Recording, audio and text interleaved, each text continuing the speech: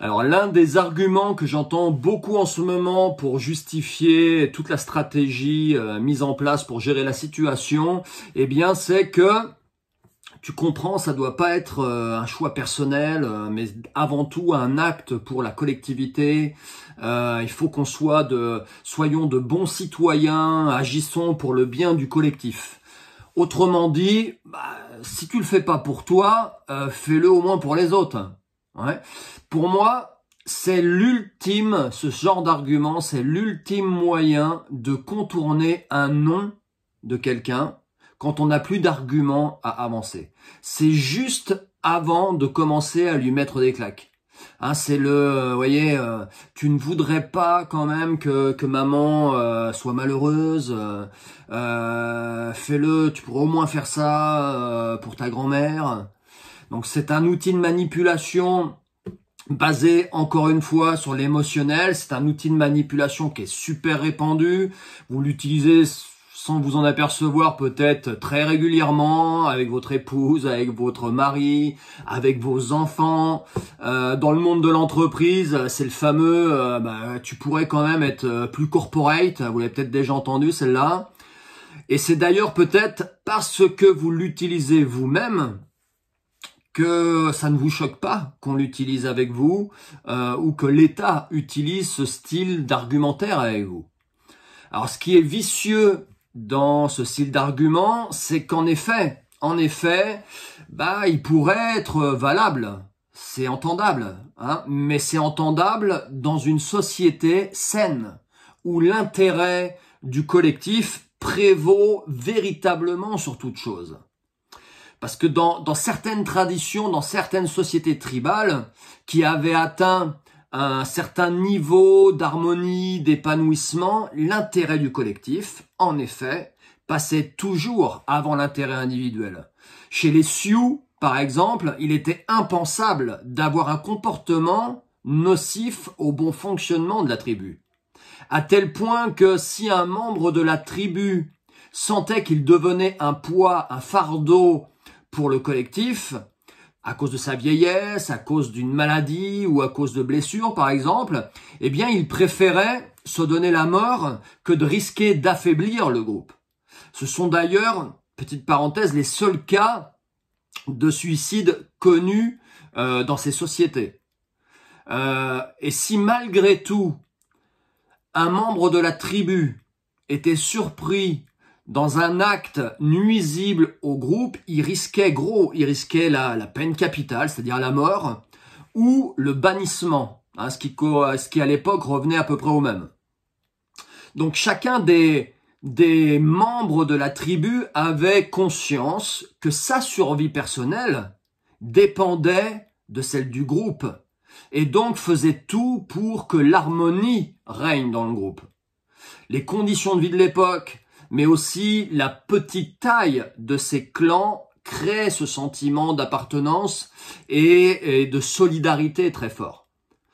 Donc pour retrouver cet état d'esprit de solidarité à notre époque, à une époque où on vit plus en petits clans, en petits groupes, on vit dans des grandes cités où on ne connaît pas les gens qui vivent juste derrière la cloison de notre salon dans leur appartement.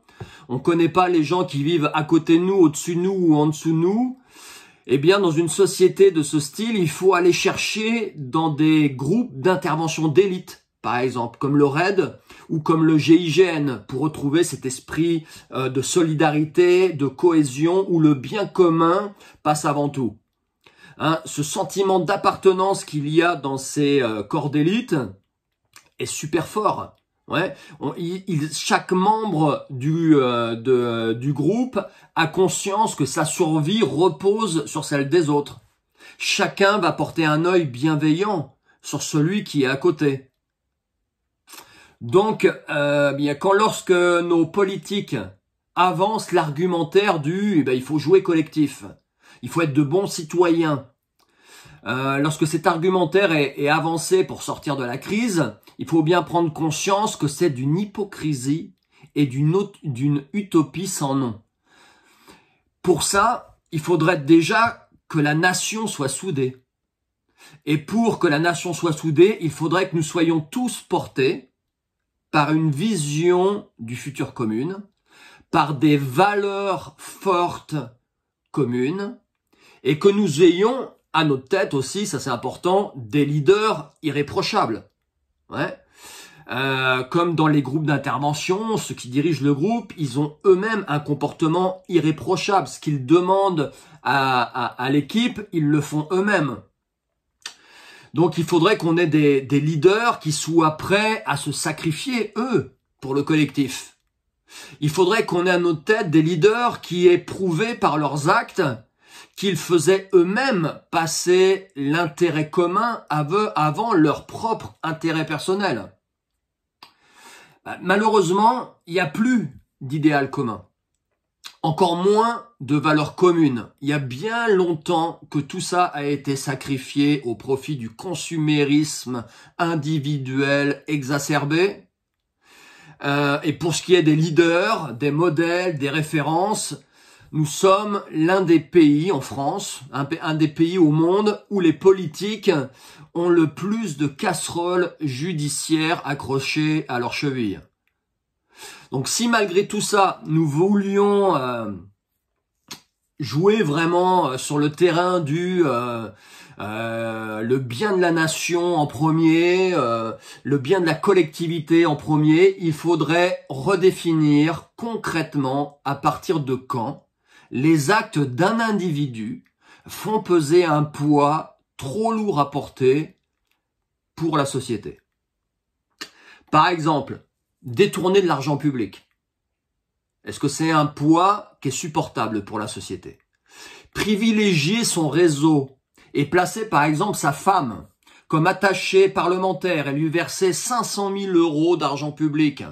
C'est l'affaire Fillon de 2017, qui est toujours en jugement en 2021. Est-ce que ça, ce sont des actes citoyens? Est-ce que ces personnes-là, du coup, méritent qu'on les mette au banc de la société ou pas? Comme on est en train de le faire avec une certaine partie de la population en ce moment. Être condamné pour fraude fiscale. Ouais. Comme le sont présupposés certains grands industriels, hommes politiques, au travers de l'évasion fiscale liée au Pandora Papers. Vous avez entendu parler des Pandora Papers, cette affaire-là qui a eu peu d'écho dans nos médias mainstream, mais qui a révélé que il y avait en tout plus de 10 000 milliards d'euros d'évasion fiscale. Est-ce que ça, c'est des actes citoyens, ça? Est-ce que ça fait partie des choses qui sont acceptables dans notre société? Bah, apparemment oui, puisque peut-être certains d'entre vous n'avaient jamais entendu parler des Pandora Papers. En tout cas, pour l'instant, les personnes qui ont été mises en cause dans ce scandale n'ont pas été inquiétées. Elles peuvent continuer, elles, d'aller se promener en centre-ville, d'aller au restaurant, d'aller au cinéma sans être inquiétées. Pour elles, par rapport à la société qu'est la nôtre en ce moment, ce sont de bons citoyens pour l'instant, ces gens-là. Ouais, ils participent au bien collectif, à la différence d'une autre catégorie de la population en ce moment, qui, elle, semble ne plus faire partie de la bonne caste. Avoir un salaire à vie. Avoir un salaire à vie, une voiture de fonction, un appartement de fonction, une secrétaire, voire plusieurs secrétaires, un service de sécurité, alors qu'on n'est plus au service de la nation. Est-ce que c'est jouer collectif, ça? Est-ce que ça, par exemple, c'est pas faire peser un poids trop lourd pour la société? Bon, j'arrête de taper sur les politiques, mais s'il faut nous responsabiliser et ne pas peser un poids trop lourd à porter pour la société, s'il faut vraiment être de bons citoyens, comme on nous l'argumente en ce moment, bah, refuser de changer son style de vie et faire peser sur le collectif le poids de ses choix en étant pris en charge pour une maladie, par exemple, une maladie de civilisation, directement liée au style de vie qui a été le nôtre, qu'on refuse de changer.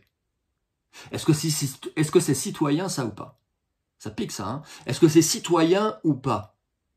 Refuser de faire du sport et d'arrêter de se goinfrer de sucre alors qu'on est en obésité morbide, sur le point de se faire un bypass. Est-ce que c'est agir pour le collectif, ça, ou pas? Est-ce que c'est être un bon citoyen ou pas?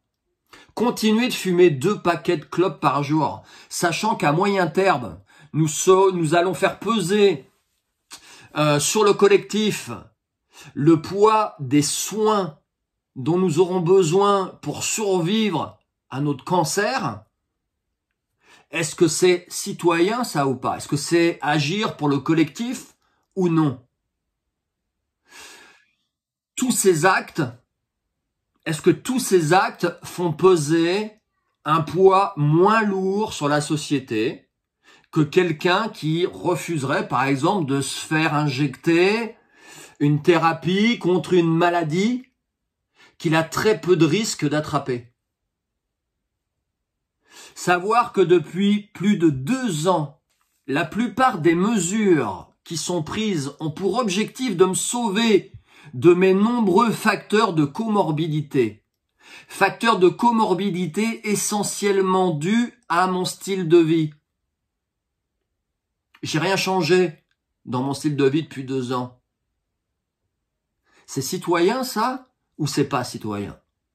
Consommer à outrance, être accro à Internet, aux mails, à Amazon, à Netflix, au dernier iPhone, au Black Friday, avoir 2 berlines, une moto, manger une vache par mois, acheter tous mes fruits sous emballage plastique, en sachant l'impact énergétique et environnemental pour la planète. Est-ce que c'est moins pénalisant pour le collectif que de refuser une injection pour une maladie dont 99% à peu près des malades survivent? Donc oui, retrouver un sens du collectif, c'est super important. Mais pour moi, c'est pas possible. Ce n'est pas possible dans le modèle actuel, dans la société qui est la nôtre en ce moment. Ce modèle de société, il est trop corrompu, il est trop gangréné. Les personnes qui sont au sommet de la pyramide ont trop à perdre à ce que les choses changent. Donc, elles préfèrent nous culpabiliser avec ces notions de collectif, en pointant le curseur dans la direction qui les arrange pour nous contrôler.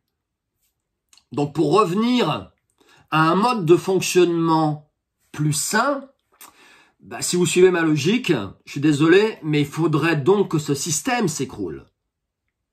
Ouais. Et là, vous allez vous dire, mais qu'est-ce que ça veut dire? Faut faire la révolution, faut mettre le feu, faut prendre l'Élysée. Non.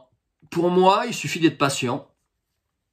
Le temps joue pour nous, parce qu'inévitablement, c'est ce qui va se passer.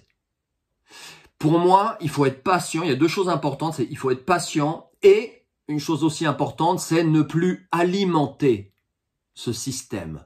Il faut progressivement se déconnecter de ce système. Ce système, il s'est infiltré dans toutes les strates de nos vies. Il nous perfuse de multiples perfusions injectées dans notre corps. Il nous donne l'illusion d'être en vie, l'illusion de notre liberté. Une fois qu'on a pris conscience que ça doit s'arrêter, il faut rechercher à retirer tout doucement, en douceur, tranquillement, chacune de ces perfusions. Je vous en dis pas plus, réfléchissez, voyez de quoi je parle, et vous saurez peut-être à votre niveau, très certainement, ce que vous pouvez faire ou non. Quelle perfusion vous pouvez retirer, qu'est-ce que vous pouvez faire en priorité là pour arrêter d'alimenter le système duquel vous êtes prisonnier. Ça n'empêche pas qu'en attendant que le château de cartes se casse la gueule, on peut déjà commencer à faire des choses. On peut par exemple injecter plus de conscience dans nos vies, plus de conscience sur nous-mêmes, sur notre mode de fonctionnement, sur notre physiologie, sur notre mental, sur notre émotionnel, sur notre spiritualité, injecter plus de conscience dans notre manière de vivre, plus de conscience dans la portée de nos actes au quotidien. Et pour moi, le moyen, en tout cas c'est dans ce sens-là que moi j'agis, le moyen pour acquérir plus de conscience, c'est d'acquérir plus de connaissances. Pas de conscience sans connaissance. Vous voulez acquérir plus de conscience sur vous? Apprenez comment votre corps fonctionne. Ouais. Ensuite, deuxième point important, il faut vous regrouper. Il faut commencer à se regrouper. Je vois beaucoup de groupes qui se sont formés sur Internet, sur les réseaux sociaux, différents réseaux sociaux. Certains d'entre vous êtes peut-être regroupés dans des collectifs, vous voyez physiquement, dans des associations. Regroupez-vous, je vous en ai déjà parlé dans une autre vidéo. Reformez des clans, reformez des tribus, entre guillemets, afin de vous regrouper avec des gens qui ont une vision commune à la vôtre, des aspirations de vie communes aux vôtres, des valeurs fortes qui sont les mêmes que les vôtres, un projet de vie qui soit commun. Commencez déjà à vous regrouper, que ça soit de manière très virtuelle au travers des médias sociaux ou que ça soit de manière physique. Et moi, je vous invite vraiment à le faire de manière physique dans le réel. Et ensuite, il faut retrouver des leaders et retrouver des gens qui vont vous inspirer, des modèles à suivre, retrouver des chefs, retrouver des rois, retrouver des leaders inspirants, des gens que vous allez pouvoir suivre, des bouquins que vous allez pouvoir lire, des vidéos que vous allez pouvoir regarder, des gens que vous allez pouvoir solliciter pour qu'ils vous accompagnent, pour qu'ils vous conseillent, pour qu'ils vous coachent, pour qu'ils vous guident, de manière à retrouver de la motivation à aller de l'avant. On peut pas aller de l'avant, un train il peut pas avancer s'il n'y a pas une locomotive devant. Donc trouvez les locomotives qui vous inspirent pour aller de l'avant et continuer d'avancer sur ce chemin.